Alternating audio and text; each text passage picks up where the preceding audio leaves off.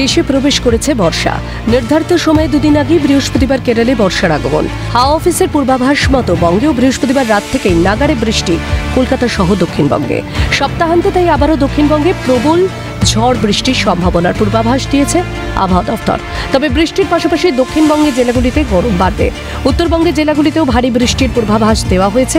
ঘন্টায় 50 কিলোমিটার গতিবেগে ঝড় এবং ভারী বৃষ্টির সম্ভাবনা রয়েছে উত্তরের আলিপুরদুয়ার, কোচবিহার ও জলপাইগুড়ি জেলায়। যদিও দক্ষিণবঙ্গের জেলায় জেলায় 3 থেকে 5 ডিগ্রি পর্যন্ত তাপমাত্রা বাড়বে বলে জানিয়েছে হাওয়া অফিস। শুক্রবার কলকাতার সর্বোচ্চ তাপমাত্রা 34 ডিগ্রি সেলসিয়াস এবং সর্বনিম্ন তাপমাত্রা 29 ডিগ্রি সেলসিয়াস থাকবে বলে আবহাওয়া দপ্তরের পূর্বাভাস। বলা হচ্ছে আলিপুর আবহাওয়া দপ্তরের পক্ষ থেকে বৃষ্টি যেমন হবে সেরকম কিন্তু তাপমাত্রা যে কমে যাবে দক্ষিণবঙ্গের ক্ষেত্রে সেটা কিন্তু হওয়ার মতো জায়গায় নেই। কারণ বাতাসে আপেক্ষিক আর্দ্রতার পরিমাণ বেশি থাকায় কিন্তু তাপমাত্রা কিন্তু বাড়বে এবং যে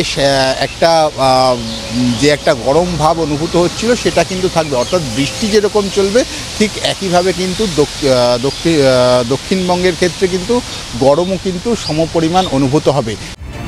অন্যদিকে লাগাতার বৃষ্টিতে বেশ কয়েক জায়গায় গাছ ভেঙে পড়েছে। সল্টলেকের BL ব্লকে গাছের ডাল ভেঙে রাস্তা বন্ধের ছবি ধরা পড়েছে।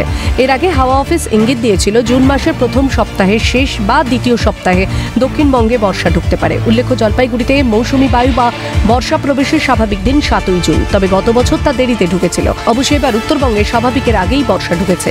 এই আবহে দক্ষিণবঙ্গেও আগেভাগেই প্রবেশ করল স্বস্তির বৃষ্টি। ক্যামেরায় গোপাল সেনের সঙ্গে হীরক বোসের রিপোর্ট, ক্যালকাটা নিউজ।